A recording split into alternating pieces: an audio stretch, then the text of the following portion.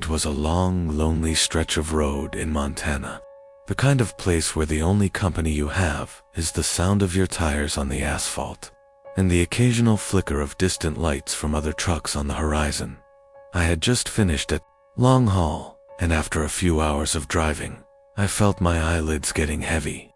I decided to pull off at a small rest stop to get some rest before continuing.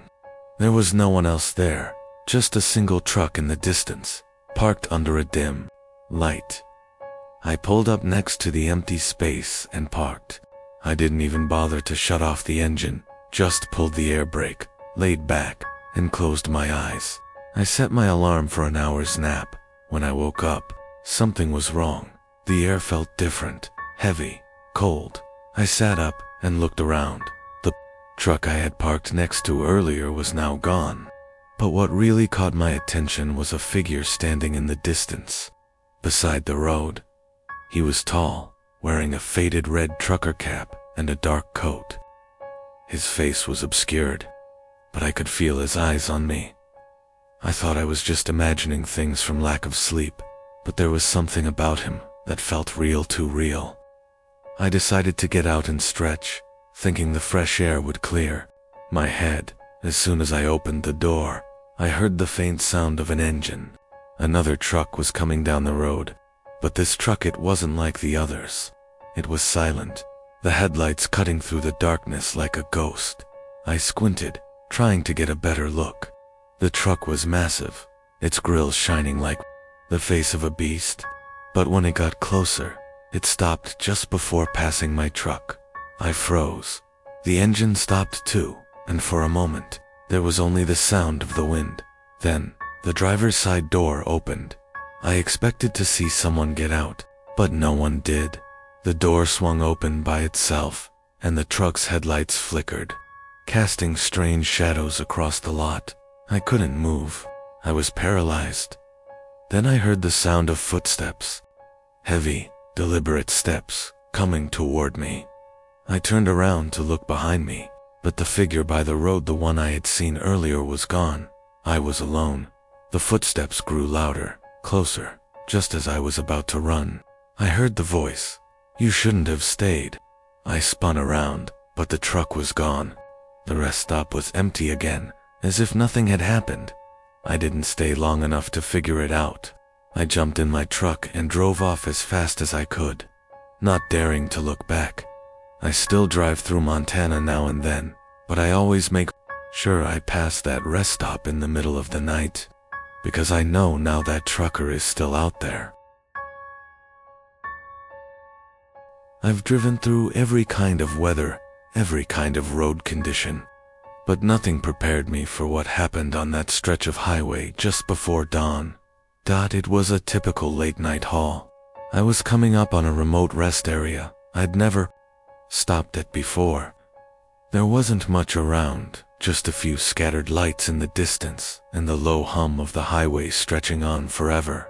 I pulled into the lot and parked next to an old semi-truck, its engine off, the driver's seat empty. The air was thick, like the night was holding its breath. I needed a break, so I grabbed my jacket and headed to the diner attached to the rest stop. The door creaked as I entered. The diner was eerily silent, and I noticed the waitress standing behind the counter, her head down. Her long, dark hair covered her face. "Hey, you open?" I asked, walking to the counter. She didn't respond. I waited a moment, unsure if she was just tired or maybe didn't hear me. Then she slowly looked up. Her eyes were wide, vacant and blinking, almost unnatural. "I'll just have some coffee," I muttered, trying to shake off the uneasy feeling creeping up my spine. She nodded, but didn't say anything. I took a seat by the window and stared out at the empty parking lot. The truck I'd parked next to was now gone, though I could have sworn it was just there. I checked the clock. It was almost 4 a.m. The minutes dragged on, and the coffee she had set in front of me grew cold. I could feel the hairs on the back of my neck stand up, like someone was watching me. Then, the waitress returned, this time standing much closer to me than I had realized. "It's almost time." I stared at her, confused. She leaned closer, her breath cold against my cheek. They always come at dawn. That's when I felt it's a presence, something shifting in the air behind me. I turned around, but no one was there. I looked back at the waitress, but she was now gone. The diner was empty, completely empty. No sign of life. The silence was suffocating. I grabbed my coffee and ran outside, only to see the truck I'd parked next to back again. But this time, it was facing me. Its headlights were on, and the engine was running. The figure inside the truck was motionless, its head hanging low. I couldn't bring myself to approach. My instincts screamed at me to get out. I jumped in my truck, locked the doors, and sped off. But as I looked in the mirror, I saw the truck behind me still following. The headlights stayed close, never wavering, and I could see a dark figure in the driver's seat, staring at me. I drove 4 miles, heart pounding, until I couldn't see the truck anymore. I pulled over at a safe spot, completely out of breath. It's been days since that night, but every time I close my eyes, I still see the eyes of the figure in that truck, and I can't shake the feeling that he's still out there, waiting for the next driver who stops at the last rest stop before dawn. I've been driving this route for years, and I thought I'd seen it all.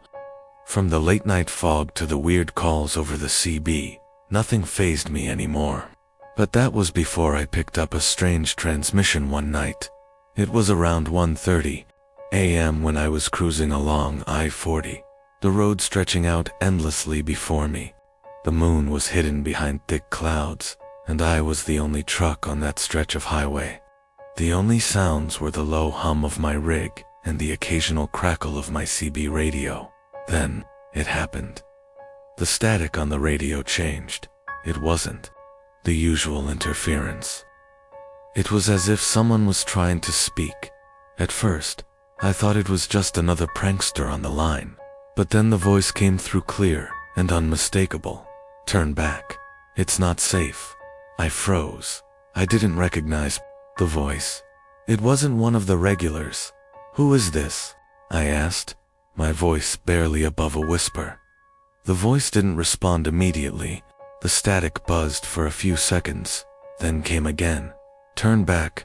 You're getting too close. I looked out the windshield. Nothing but darkness. No other headlights. No signs. Just endless highway. I tried to shake it off. Maybe it was a glitch in the system or a bad signal from some station. But something in me told me to listen. I grabbed the mic and responded. Who's out there? The voice came back, more urgent this time. You're close. Too close. Turn around. It's already too late. At this point, my heart was racing. The hairs on the back of my neck stood up. I glanced at the GPS. Nothing unusual. The route was clear, but the voice kept repeating, over and over again. Turn back. I slammed my fist on the radio, cutting off the transmission. But just as I did, a loud bang came from the rear of the truck. It sounded like something or someone had hit the back of my trailer. I jerked the wheel to the side, swerving into the emergency lane. My hands shook as I reached for the radio again. Is anyone there? I asked frantically. The radio crackled once more, and the voice returned, now soft and resigned. It's too late now. You should have listened. I was already too far out of town, but I couldn't go back. The truck felt heavier, like something was pushing against it, urging me forward. I didn't stop again until dawn, when I finally parked at a rest area. The truck was still idling, but when I got out to inspect it, there was nothing on the back of the trailer. No damage, no sign of anyone having touched it. I've never heard that voice again, but every time I drive that stretch of highway, I feel like something's still following me, and every now and then, I swear I hear that faint static again on the radio, but now, I don't listen. If you drive long enough, you start to feel safe in your truck. It becomes your second home, a steel fortress against the world.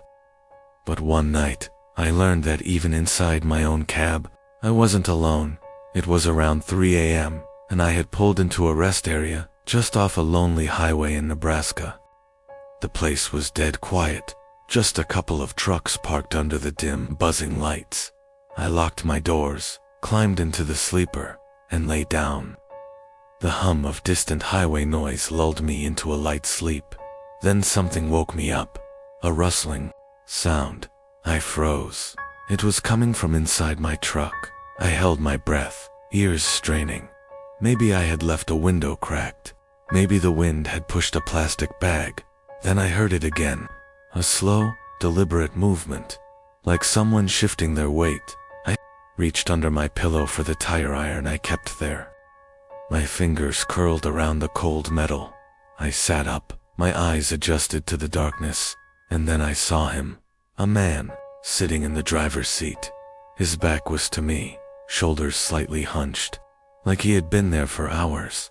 I hadn't heard the door open, hadn't felt the truck shift under his weight. I didn't breathe. I didn't move. Then, slowly, he turned his head, but not like a normal person. His neck twisted too far, vertebrae popping as his face came into view, and he was grinning. "You left the door unlocked." My stomach lurched. I didn't. I knew I didn't. Then, he lunged. I swung the tire iron with everything I had, but he was gone, just disappeared. I scrambled into the driver's seat, heart pounding, locked the doors twice, then peeled out of that rest stop like the devil himself was chasing me.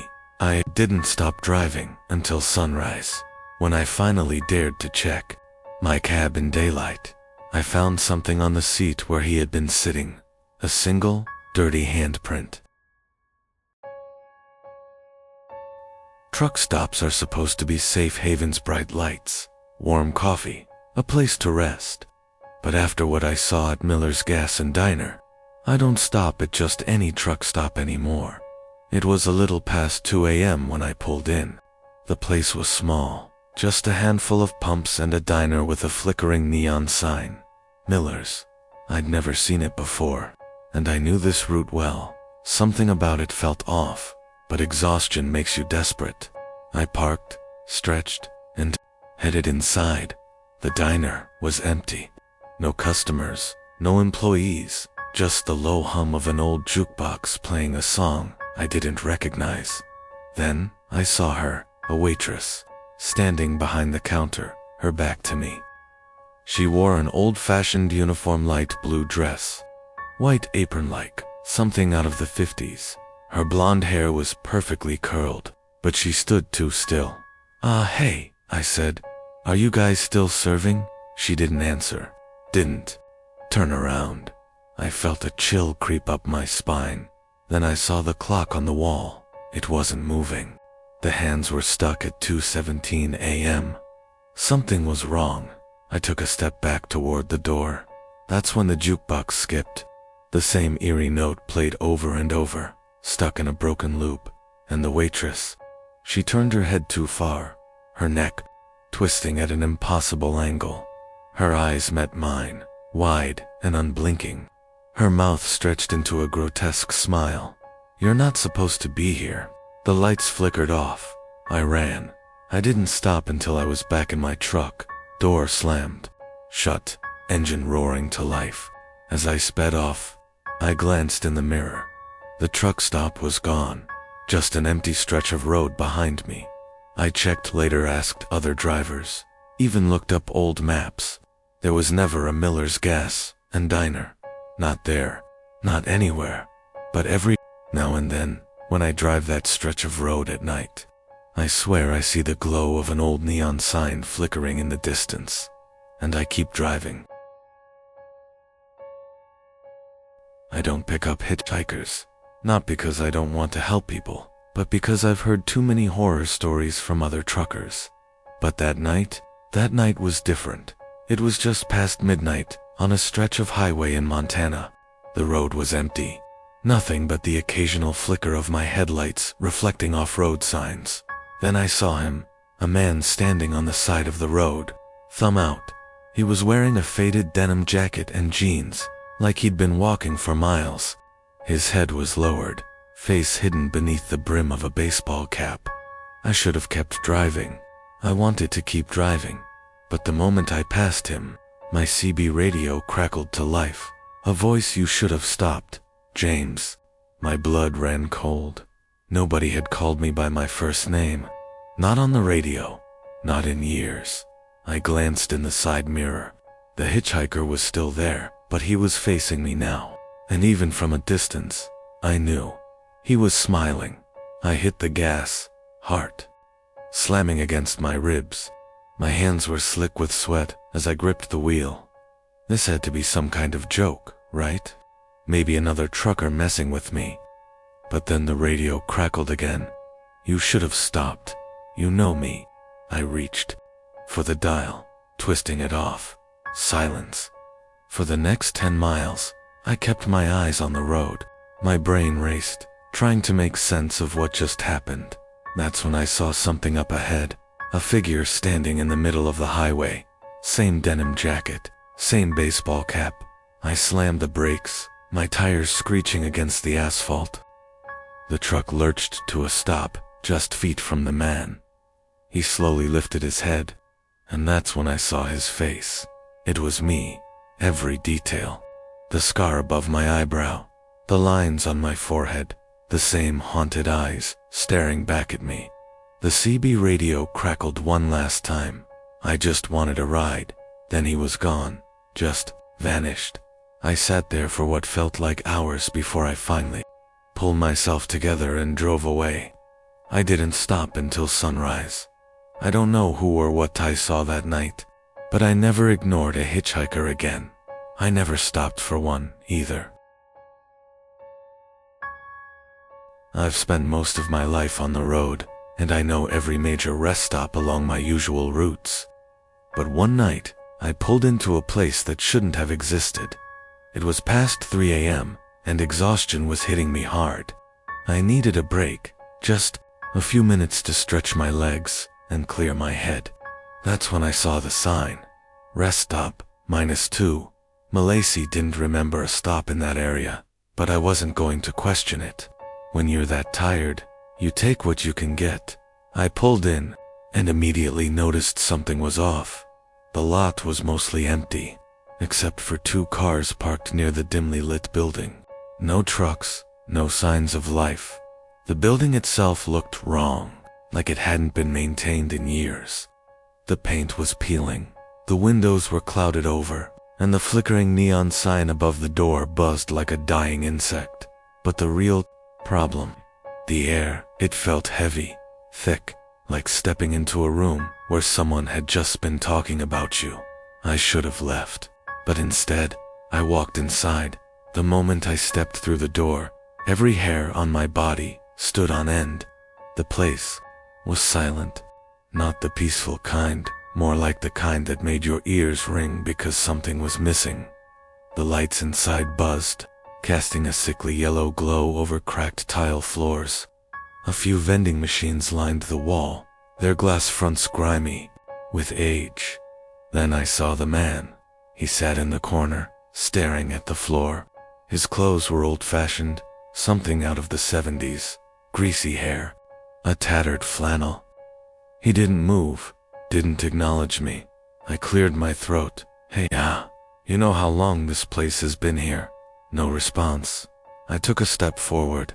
That's when I noticed the other customers. A woman by the bathroom door, standing too still. A teenage boy near the vending machines, his back turned to me. And an old man in a trucker hat, sitting at a table, mouth open, not breathing. None of them moved, not blinking, not breathing, just there. I felt a wave of nausea crawl up my spine. Something was wrong. I turned to leave, but then I heard a whisper. I spun around. The man in the corner was looking at me now. His lips barely moved as he whispered again, "You shouldn't be here." I bolted. I ran out, jumped into my truck, and floored it out of that parking lot. My heart was pounding, so hard I could barely see straight. 5 miles down the road, I started to calm down. I pulled out my GPS to double-check my route. No rest stop, Not on the map. Not in my memory. I checked the next morning, asked a few other truckers if they'd ever seen it. Every single one of them said the same thing. There's no rest stop on that stretch of road. So what the hell did I stop at? I've been driving long-haul routes for over a decade, and I've seen my share of weird things on the road. But nothing haunted me like what I saw on Interstate 17. It was a foggy night in Arizona. The kind where the mist clings to the pavement, like a living thing. Visibility was terrible, and I had to slow down just to make sure I didn't drift off the road. That's when I saw him, a man lying in the ditch on the right side of the road. I barely caught a glimpse of him through the fog, but his body was twisted at an unnatural angle, like he'd been hit by a car and left for dead. I pulled over. I knew I shouldn't have. Something about it felt wrong, but I couldn't just drive away. Grabbing my flashlight, I stepped out of the truck and walked toward the ditch. The silence was unsettling. No crickets, no wind, just the distant hum of my idling engine. I shined the light down. The ditch was empty. No man, no body, just damp grass and dirt. A cold chill ran down my spine. I knew I had seen him. Maybe he had crawled away. Maybe I was more tired than I thought. I turned back toward my truck and froze. There, standing beside my truck, was the man. His limbs were still twisted at those horrible angles, his head lolling to one side, his mouth slightly open as if he was trying to speak, but his eyes were locked onto mine. I stumbled backward, my heart slamming against my ribs. He took a step toward me, moving like a marionette with its strings cut. I didn't think, I ran. I jumped into the cab, slammed the door shut, and floored the gas. My truck roared to life, tires screeching as I sped off. I didn't look back. I didn't check my mirrors. I just drove. It wasn't until I reached a well-lit gas station 20 miles down the road that I finally allowed myself to breathe. I stepped out, my hand still shaking, and glanced at my side mirror. There, written in the condensation on the passenger side window, were 2 words: "Help me." I've been on the road long enough to see things most people wouldn't believe. But nothing prepared me for what happened on Route 89. It was just past 2 a.m., and I was hauling cargo through a desolate stretch of Utah highway. No lights, no signs of civilization, just miles of asphalt cutting through the darkness. My only company was the distant howl of the wind and the steady hum of my engine. Then, I saw it. A shape darted across the road, too fast for me to react.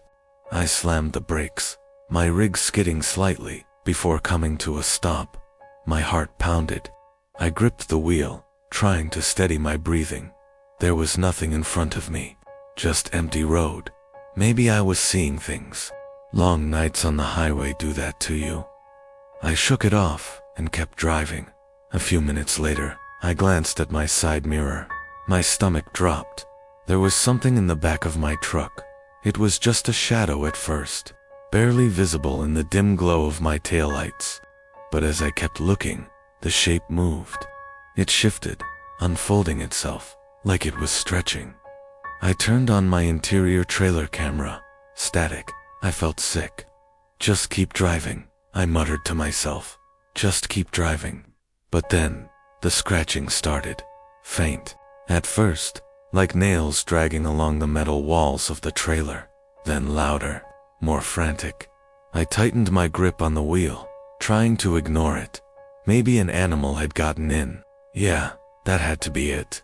Then, something hit the back door, hard. The whole truck shuddered from the impact. My breath came in short gasps.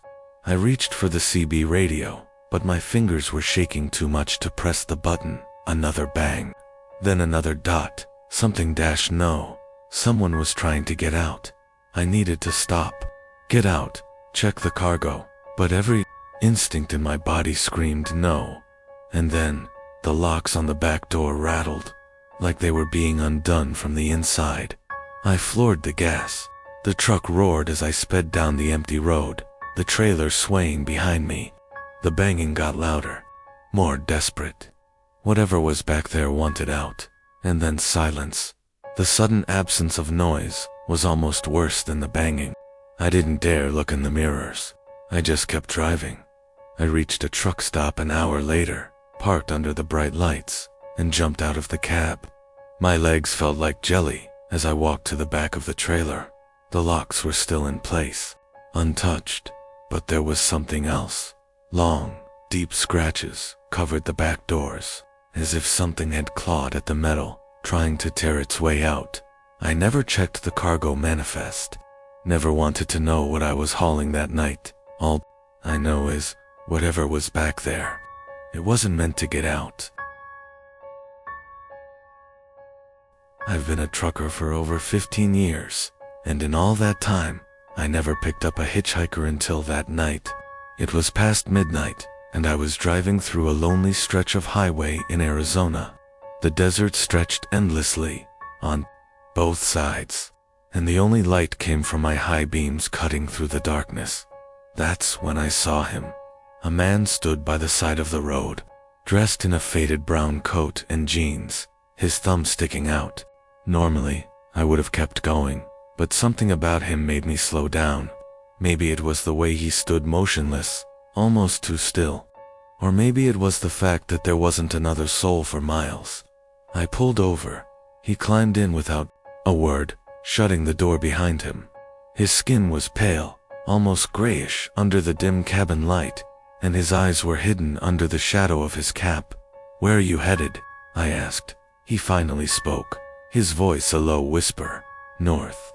Something about his tone sent a chill down my spine. I forced a chuckle. "Well, you're in luck. I'm headed that way."